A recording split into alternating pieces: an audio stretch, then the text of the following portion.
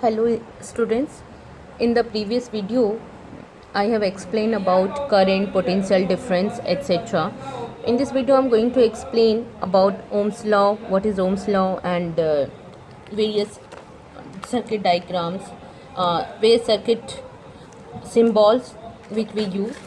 Actually my first video stopped automatically, and so I have to explain in this second video. First thing, before explaining Ohm's law, I would like to explain the circuit diagram and various symbols. It's given in the textbook. You can see uh, various symbols. This is cell. This is positive terminal. This is negative terminal. Two or more cells are connected together, then it is a battery, or we say combination of cells. So here 1, 2, 3 cells are connected. This is plug switch, और we call it की. This is open, this is close. तो हमें जब circuit complete करना है तो हम की उसमें इंसर्ट कर देते हैं, और अगर सर्किट ओपन रखना है, जैसे हम घर में स्विच ऑन ऑफ करते हैं, this is kind off switch only. इसमें एक की होता है जो हम इंसर्ट करते हैं. I show you this diagram also in different book. This is a wire joint. दो वायर अगर हमने आपस में जॉइंट कर लिया तो ऐसा सिंबल. अगर एक वायर के ऊपर दूसरा वायर ऐसे हम सिंपली रख रहे हैं, जॉइंट नहीं कर रहे हैं, क्रॉस कर रहे हैं, तो this is wire crossing without joining. Without join किया और जॉइन करना है तो हम आपस में इन दोनों को आपस में ऐसे जॉइन करते हैं. This is symbol for electric bulb, and this is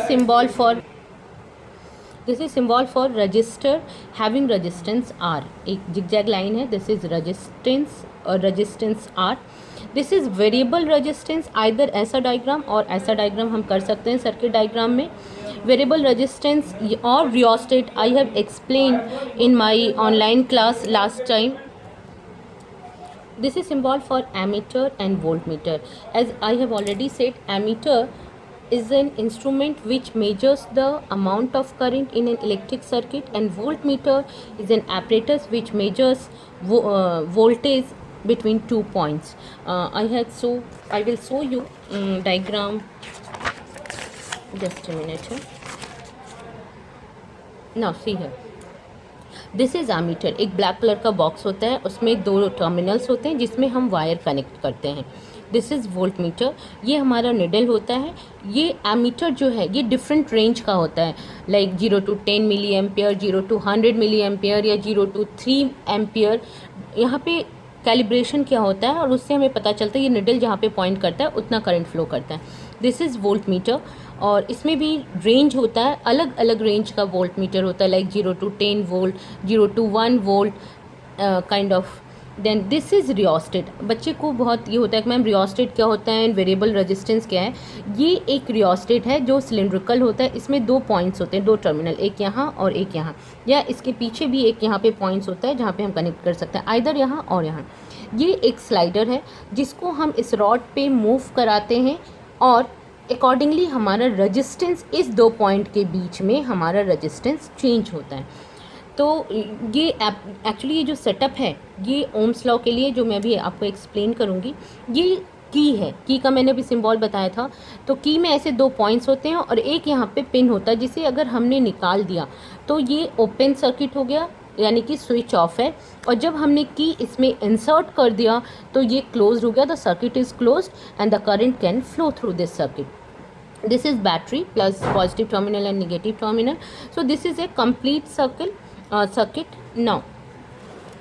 And if there is any doubt, then you can ask me in the live class. Now I am going to explain Ohm's law. Ohm's law, I have explained about electric current I and potential difference V, voltage. So is there any relation between current and potential difference? उसके लिए ओम was a scientist. उसने एक setup किया and he just wanted to know what is the relation between current and voltage. So simple सा एक electric circuit लिया. यहाँ पे ये कॉम्बिनेशन ऑफ सेल्स और बैटरी है, की है, रियोस्टेट है जो मैंने अभी आपको दिखाया, through which we can vary the resistance. Then एक नाइक्रोम की वायर है, कोई भी एलॉय हम लेते हैं यहाँ पे उसका वायर है. दिस इज़ आवर रजिस्टर, एक वायर. एंड इस वायर के अक्रॉस पैरेलली हमने एक वोल्ट मीटर कनेक्ट किया है, एक एमीटर सर्किट में कनेक्ट किया है, just to know how much current is flowing here and voltage measures the potential difference. ये करने के बाद अब देखो, अगर मैं रियोस्टेट से स्लाइडर को चेंज करती हूँ और मिनिमम वोल्टेज, मिनिमम रेजिस्टेंस पे लेके आते हैं, तो रेजिस्टेंस कम होगा, करंट ज़्यादा होगा.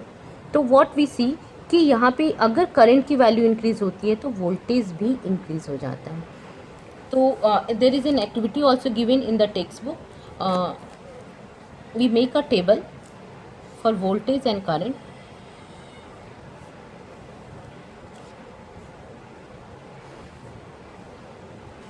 This is voltage and this is current. There is another circuit through which also we can understand Ohm's law. Activity is given. I'll explain this.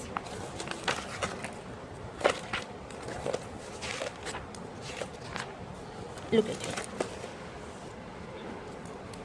ये एक सिंपल सा सर्किट है. What he has done, यहाँ पे अलग अलग हमने sales लगा लिए, 1 2 3 4. सपोज अगर एक सेल लगाया हमने, तो यहाँ पे number of cells used in the circuit, अगर एक सेल यूज़ किया उस समय कितना करंट फ्लो कर रहा है हम वो नोट डाउन करेंगे. कितना वोल्टेज है अक्रॉस दिस नाइक्रोम वायर वो हम वोल्टेज नोट डाउन करेंगे. Now we increase number of cell, 2 लगा दिया हमने नंबर सेल, तो सेल ज़्यादा लगाया तो वोल्टेज ज़्यादा हो गया. वोल्टेज ज़्यादा है तो what we observe that current also increases. So as the potential difference increases, current also increases. Now if we use number of cells similarly 3, 4, 5, as the number of cells increases in the circuit, the potential difference across this wire, across this nichrome wire also increases. As the potential difference increases, the current also increases. This potential difference and current can be measured with the help of voltmeter and ammeter. So through this activity, through this experiment, what we know that the potential difference V is always proportional, V across the 2 points of a wire in an electric circuit is directly proportional to the current flowing through it. इस ये एक wire है तो potential difference across the end point of a wire is directly proportional to the current flowing through this circuit. Suppose इसमें से current I flow कर रहा है तो ये जो V है, V is always proportional to I. और we can write proportionality sign को हम इक्वल साइन में कन्वर्ट करते हैं तो कुछ कांस्टेंट लगाते हैं and here the constant is R. So V is equal to IR, where R is known as proportionality constant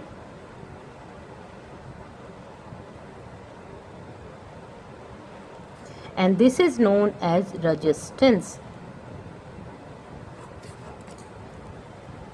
This formula V is equal to IR is the mathematical formula, mathematical form of Ohm's law. जब भी मैं बच्चों से पूछती हूँ in general state Ohm's law तो generally बच्चे कहते हैं ma'am V is equal to IR. V is equal to IR is not the law, it is the mathematical form of the Ohm's law. The law states, जब भी law पूछा जाए तो proper statement होना चाहिए जो कि आपके बुक में दिया है. The law is the potential difference V across a resistor, across a wire in an electric circuit is directly proportional to the current flowing through that wire, provided the temperature remains same. Means at constant temperature the potential difference is proportional to the current. This is Ohm's law. Now if from this we can find resistance R is equal to V upon I. Now unit of V, you know, unit of potential difference V is equal to volt. Unit of current I is equal to ampere. मैं short में लिख रही हूँ A. Therefore unit of resistance R will be equal to volt upon ampere and 1 volt per ampere is known as 1 ohm in the name of scientist Ohm. So ohm का symbol जो होता है इसको आप ध्यान से देखो ऐसे ऐसे. This is the symbol of ohm. Similarly अगर डेफिनेशन आता है डिफाइन 1 ओम, तो आप कैसे डिफाइन करोगे? 1 ohm is the resistance when 1 ampere current flows through a conductor having potential difference 1 volt। अगर ये एक वायर है और इस वायर के एंड पॉइंट के बीच जो पोटेंशियल डिफरेंस है वो अगर 1 वोल्ट है और इस वायर से 1 एम्पियर करंट फ्लो कर रहा है, इट मीन्स इस वायर का रेजिस्टेंस कितना है? 1 ohm. So again I repeat, 1 ohm is the amount of resistance of a resistor of a conductor when 1 ampere current flows through it when the potential difference across it is 1 volt. Now this law, Ohm's law, ये जो Ohm's law के बारे में है और ये जो activity मैंने अभी एक्सप्लेन की, this experiment you are going to do in 10th, even in 12th also you are going to do the same experiment, verification of Ohm's law. One thing I would like to add here, that whatever you are studying in 10th standard, the same things in advanced form you are going to study in 12th if you take science, and whatever you have studied in 11th you are going to study in advanced form in 11th standard if you take science stream. So जो 11th 9th में पढ़ा है उसको भूलने की ज़रूरत नहीं है, और जो 10th में पढ़ रहे हो this is the base of your 12th science. So all this things, ये ओम्स लॉ है, सीरीज पैरेलल कॉम्बिनेशन है, resistance, resistivity, all this things you are going to study in 12th. तो ये सब कॉन्सेप्ट क्लियर होना बहुत ज़रूरी है. Yes, I was saying Ohm's law. तो ओम्स लॉ ये एक्सपेरिमेंट बच्चे करते हैं और बस यही सेटअप होता है. आपने अगर आपका अभी रेगुलर स्कूल चलता है तो आप 10th में भी ये करते हैं एक्सपेरिमेंट. उसमें बैटरी हम कनेक्ट करते हैं, एमीटर कनेक्ट करते हैं, रेजिस्टेंस वायर कनेक्ट करते हैं, रियोस्टेट एंड की, और वोल्ट मीटर इसके पैरेलली कनेक्ट करते हैं. पैरेलल एंड सीरीज कॉम्बिनेशन में बताऊंगी तभी आपको ज़्यादा अच्छे से समझ में आएगा. एक चीज़ always remember, ammeter is always connected in series and voltmeter is always connected in parallel. Why? I will explain later. So this is Ohm's law. Ohm's law का statement and all this. Now you have understood resistance. Now what are the factors on which resistance depend? क्या क्या factors हैं जिस पे resistance depend करता है? Factors on which resistance of a wire depend.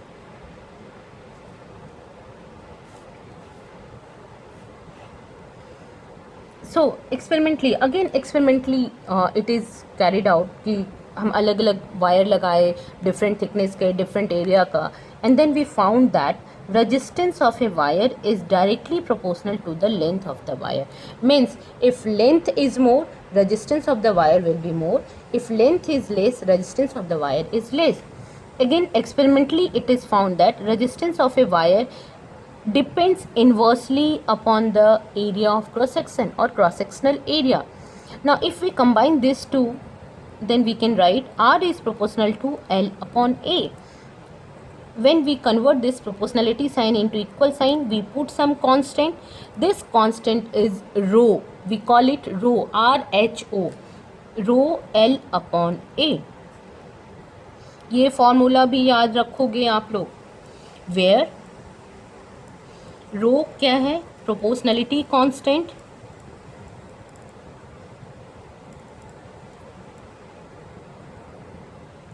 constant, and this is known as resistivity of material. So I write the formula again. R is equal to rho L upon A. Now थोड़ा सा मैं इसको elaborate करती हूँ, explain करती हूँ.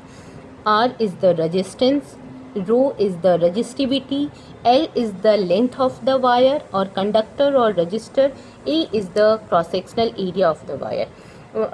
कल के ऑनलाइन क्लास में बच्चों ने बहुत पूछा रेजिस्टेंस एंड रेजिस्टिविटी दोनों में क्या डिफरेंस है. रेजिस्टेंस एंड रेजिस्टिविटी, होता क्या है, resistance is the nature of the conductor, resistance is the nature of the wire. It depends upon the length and area of the conductor or of the wire. But resistivity is the characteristics or nature of the material जिससे कि wire बना है. It does not depend upon the length and area of the conductor. It depends on length and area. It does not depend on length and area. This is property of conductor, property of material.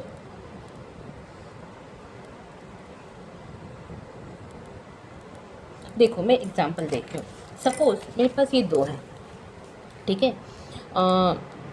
मैं अलग अलग लेती हूँ. I have two wire.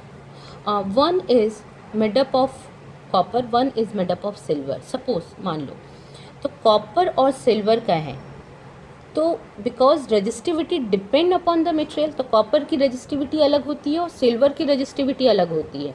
So the resistivity of the two material will be different. Now if I take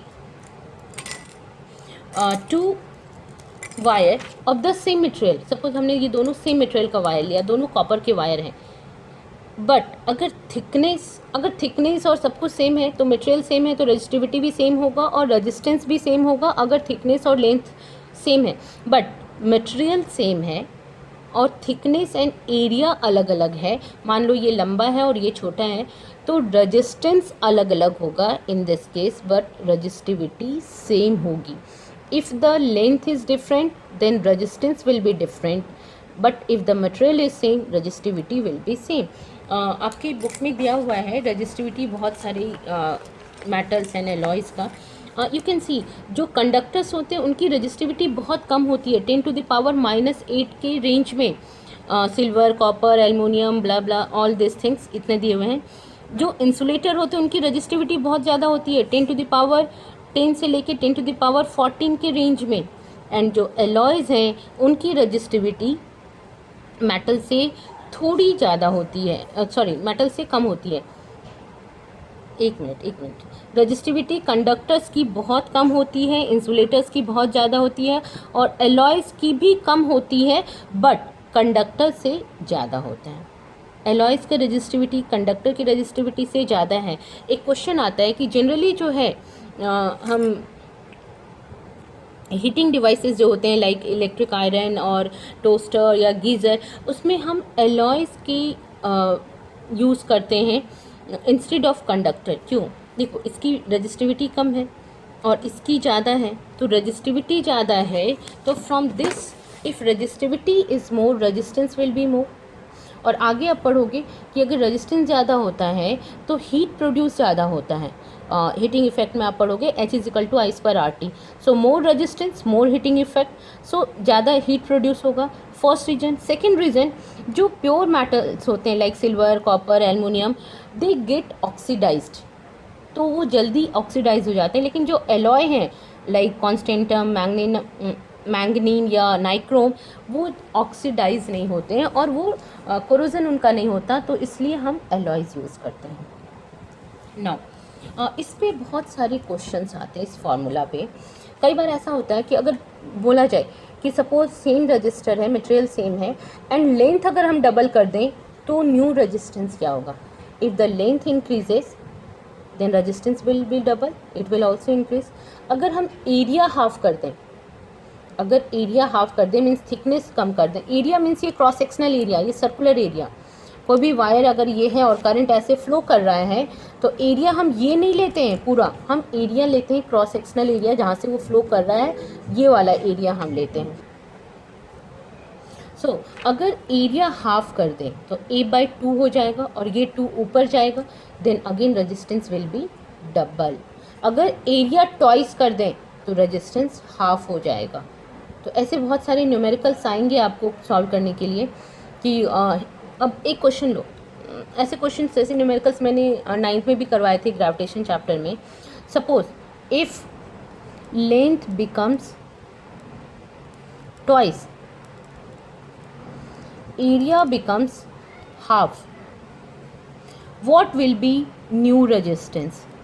new resistance suppose R dash है, ये कितना होगा? तो हम कैसे निकालेंगे? New resistance R dash will be rho, अगर मटेरियल सेम है, rho is the same, rho L क्या हो गया हमारा, ट्वाइस हो गया, तो 2L कर लेंगे, और एरिया क्या हो गया है, हाफ, तो A/2 लिखेंगे। इसे अगर हमने सॉल्व किया, ये 2 ऊपर चला जाएगा, तो हमारे पास होगा 2 × 2L/A, this is 2 × 4 row L/A, और रो L/A क्या है हमारा, R, original R। So R dash new resistance will be 4 times of old resistance if area becomes twice, sorry, if length becomes twice and area becomes half। so ऐसे कुछ अलग तरह के question आएंगे कि एरिया 3 टाइम्स हो गया, length 1/3 हो गया, तो न्यू रेजिस्टेंस क्या होगा? So try this by your self. अपने एल की वैल्यू कुछ भी आप ले लो, 4 टाइम्स कर लो, ए की वैल्यू ट्वाइस कर लो, थ्राइस कर लो, हाफ कर लो, 1/3 कर लो, और फिर न्यू रेजिस्टेंस की वैल्यू आप फाइंड आउट करो। Now I am going to explain some solve example given in this chapter. I am not going to explain example 1 and 2, this is very simple one, based on the first 2 formula, I is equal to Q/T and V is equal to W/Q.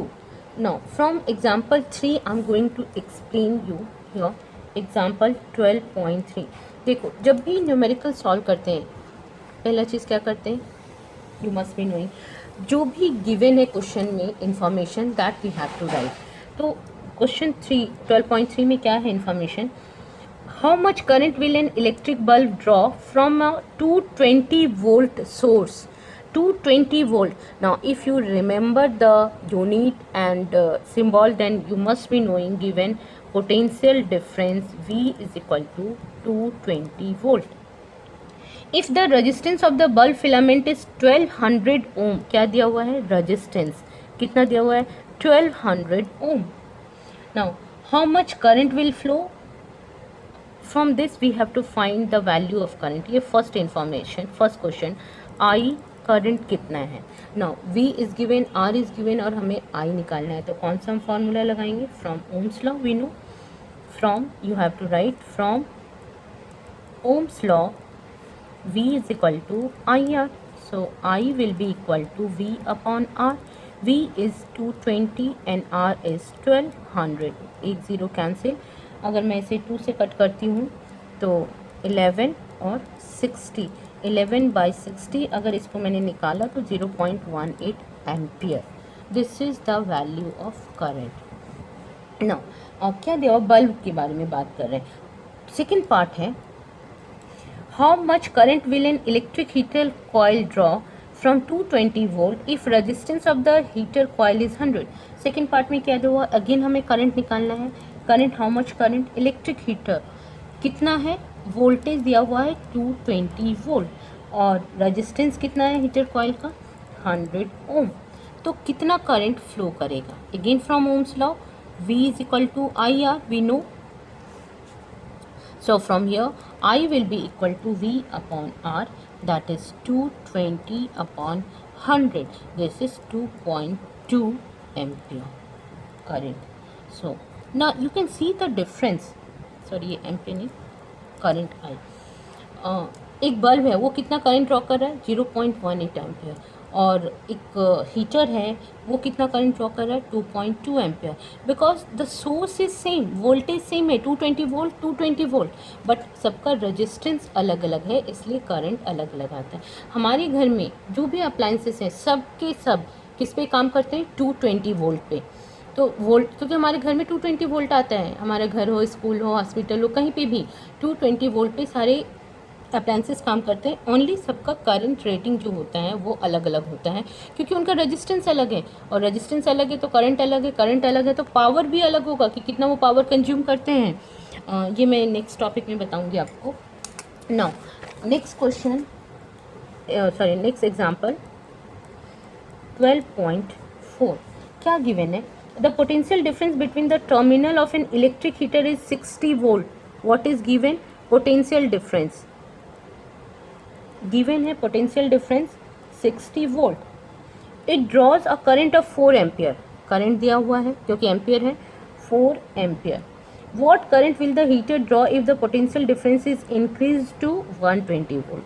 Okay, देखो अब हम यहाँ पे electric heater की बात कर रहे हैं. तो पोटेंशियल डिफरेंस जब 60 वोल्ट था तो करंट उसने ड्रॉ किया 4 एम्पियर. ठीक है, बट हीटर का रेजिस्टेंस तो सेम होगा, तो हम यहाँ से रेजिस्टेंस निकाल लेंगे V upon I. Resistance 60 upon 4, 15 ohm is the resistance. Now अब इस हीटर का रेजिस्टेंस सेम रहेगा. अगर नाउ पोटेंशियल डिफरेंस हमारा चेंज हो गया 120 वोल्ट, तो अब करंट कितना होगा? क्योंकि रेजिस्टेंस तो सेम है 15 ohm. So current will be equal to from ohm's law V upon R. So 120 upon 15, ये हमारा 8, this is equal to 8 ampere. In this case current will be 8 ampere. देखो बच्चे क्या बोलेंगे जनरली कि मैम 60 वोल्ट से 120 volt हुआ, double हो गया तो करंट भी हमारा डबल हो जाएगा. यस, डबल हो जाएगा क्योंकि लीनियर रिलेशन है, बट आपको यहाँ पे निकाल के दिखाना होगा कि हम कैसे डबल कर रहे हैं. Now example 12.5. हाँ, इसमें बच्चों को प्रॉब्लम आती है. क्या दिया हुआ है, और ये ऑनलाइन क्लास में बच्चों ने मुझसे पूछा भी था. Resistance of a metal wire of length 1 metre given है. Length 1 metre. Resistance of a wire is 26 ohm. 20 degree temperature भी दिया हुआ है, दो इसका काम नहीं है यहाँ पे, 20 degree centigrade. If the diameter of the wire, diameter D से मैं रिप्रेजेंट कर रही हूँ, 0.3 mm है. What will be the resistivity of the metal at that temperature? तो रेजिस्टिविटी हमें रो निकालना है, कितना होगा? You know the formula, R is equal to rho L upon A. बच्चे लोग सबसे पहले आप फॉर्मूला याद करोगे. अभी तक जितना फॉर्मूला मैंने डिस्कस किया है